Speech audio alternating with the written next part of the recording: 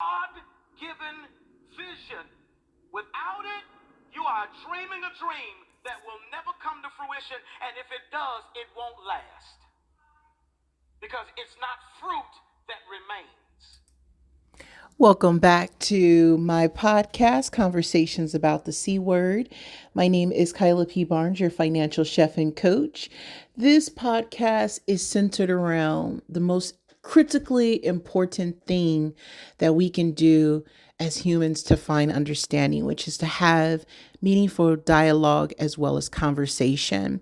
My website is www.oneginglas.com. So today's word is going to be about chaos. Chaos is an important word because whenever there is chaos, there is disorder. Whenever there is chaos, there is unpredictability. Whenever there is chaos, there is random things happening that lack logic. When we go to look at just this week, right? When we go to look at this week from Sunday the 6th to Saturday the 12th in the year 2025, or in a future date, the week that you're in, what chaos have you seen? What conditions have you been noticing that make no sense? On my end, I have found that the stock market has moved in some very, very peculiar type channels. I have seen the market go down 1,600 points to then swing all the way back up to positive 800 to close back down in 400 points. Now, this isn't the first time that I've seen this because I have been trading stocks and equities for a long time, but it is a time period in which it's happening more often. I remember during the financial collapse in the 2008 year, as well as in the 2007 year towards the end, I distinctively remember there were wide swings in the market. I mean, things that were just highly unpredictable. And then there was also the closing of said transaction. So there was many transactions that didn't make any sense. And then there was the close of it. And then the next day you could expect a little bit of normalcy, and then it fell apart again. However, we're not there. We're experiencing days now where it's, negative 2,000 plus points. I think we saw a few days ago in the stock market. We saw the NASDAQ go over 2,600 points in one day. I mean, these are some really radical swings, and these swings are indicating that there's a lot of things at play that a small investor is going to miss. So when we go to define chaos, it says that it is behavior so unpredictable as to appear random, owing to great sensitivity to small changes in conditions, the formless matter supposed to have existed before the creation of the universe. Well, let's move with the physical definition, the behavior so unpredictable as to appear random.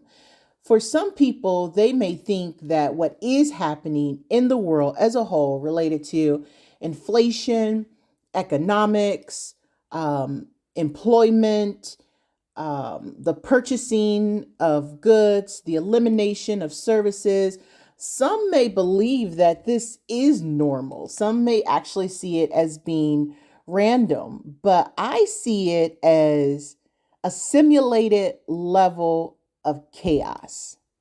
I see it as someone who is, or some entity, an institution that is putting things out there, disrupting the flow of things, and also causing calamity, destruction, taking away ownership, decisions, creating confusion, and also manipulating the greater majority if they're not able to see past what is happening. That's what I see out here in the market, and it's just so completely scary. Even if you're not invested in the stock market, it's scary reading the news. Every time we read the news these days, there's some other new pearl of bad juju, bad news out there. And you think to yourself, how does this make any sense? How does it make sense to decouple what people need, to take away how they're supposed to supply it, and then expect that they're not going to need your intervention down the road? It's complete chaos. There are so many things that are going to close in a short amount of time here based off of chaos. And to see some of the rhetoric out there that says, oh, well, people were being a bit too yippy. And there's also the headline that to me seems over manipulation that says for the stock market and other investors to just be cool. What does that mean?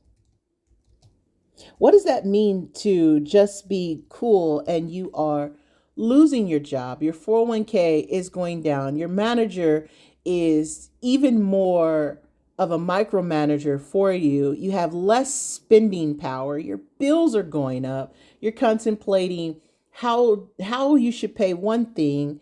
And if you pay one thing, what's the next thing that's going to pop up?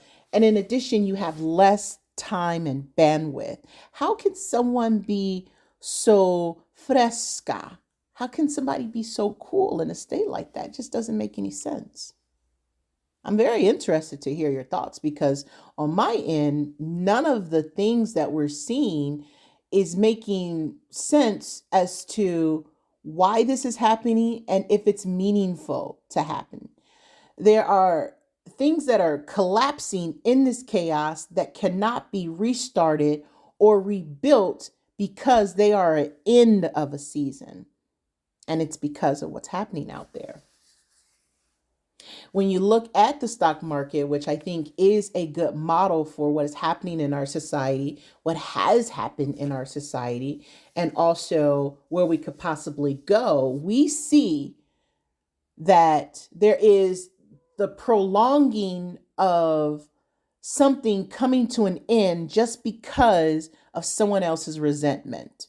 We also see that whenever we think of when something fails, whether it's a marriage, a relationship, or if it's something that hasn't been started, if it's something within you that is egging to end, whenever we are aware of a collapse to come, usually it's led by a state of chaos. The chaos is almost a precursor to it. And when the collapse happens, one could say it's the end of the excessive optimism. One could say that what you thought you were aware of, that you had tangibly, you didn't have. One could say that you over leveraged yourself, either financially, mentally, by expectation, by pride. One could say that there was instability prior that was ignored. And then we can't rule out the speculation that comes whenever there is extreme chaos. When we look at the stock market crash of 1929, we see that there were many variables that occurred before the actual crash. And there was people who were market watchers, economists, traders, and people who had a tantalizing pulse on what is happening in the market that was saying this is coming.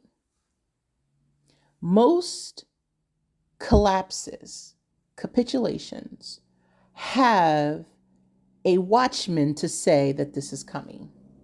And it's because that individual has been collecting data and it indicates that there is instability, there is a frenzy, there is massive, catastrophic things that are showing up in the numbers, in the data before the actual event. The onset of the Great Depression occurred after the stock market crash in 1929. And it led to an era that was marked by economic prosperity, technological advances, as well as just entirely too much optimism was out there. There was a significant bull market, and most of the wealth in the world was invested in our market during that time. That's actually a fact. So when the stock market crashed in 1929, it affected everybody across the globe. That's no different than COVID, and that's no different than what's happening right now with these tariffs. The onset of the Great Depression was widely considered a major catalyst for the depression that followed, as well as all the other years and the decade long economic slump, which was just picking up the pieces from the actual collapse. And then we also have the financial crisis of 2007, 2008, which also had several economic watchmen saying that something is askew. There's too much over leverage here. There's too much overconfidence here, and that this is likely going to come to a halt. And certainly enough, that's exactly what happened. Most market corrections come after the economy has expanded so much to where money is worthless, and where people are producing such a high level of activity and goods that are in circulation, in which people have no need to think, do I need this? Do I need that one more item, or should I just scale back? All of these market corrections, all of these collapses, all these capitulations that happen had several precursors before them that was indicating there's too much chaos out there. And chaos is trouble. Chaos is deadly. Chaos doesn't allow for the connection of ideas as well as logic, because everyone is acting irrationally. People are making sudden decisions that need time for rumination and need time for reflecting, but instead they are just acting. They're just reacting for something that is already a reaction. And no one's stopping to ask, how can we abort this? Where are we going? And do I want to end up where this ship is going to go? It's absolutely creepy and scary. I remember a quote when I was working at Charles Schwab from Liz Ann Saunders. She quotes it often, but the quote is from John Templeton, and it says, bull markets are born on pessimism, they grow on skepticism, and they mature on optimism and die on euphoria. I'll read that again. Bull markets are born on pessimism, grow on skepticism, mature on optimism, and die on euphoria. There's another quote that I have heard several different times here and there in my life that says, hard times create strong men create good times create weak men, and weak men create hard times. This is often attributed to G. Michael Hoff. And he was a post-apocalyptic novel author, but you don't need to be in a certain mindset to produce something that is a logical response if you are indeed watching. And I know watchman may be somewhat of an older term for some of those new listeners, but a watchman is anyone who's taking note of what is happening and who has a task, whether they assign themselves or not, to just watch, to keep track of what's happening, and to know the coming and goings of different things. The timing schedule of different things would be my loose connotative response for what a watchman is. But these are some very interesting times. And if you are a person who is still in the same behavior and still in the same posture that you were last year, because you're moving on either very high optimism, very high euphoria, or maybe it just has not sank in yet of what's happening in the economy and how many people it's impacting and how that will impact you. I would say that you are too, just like the markets, at the beginning of something chaotic, and that you are not being vigilant about watching what's going on. You're not your own watchman for your portfolio or for your health or for your mental state. All these things, they matter, they add up. My name is Kyla P. Barnes. I am your financial chef and coach with Jean Glaze Art and Financial. Check me out on www.onegingles.com. I appreciate the time you've given me to listen to this podcast, and I will see you on the trading floor.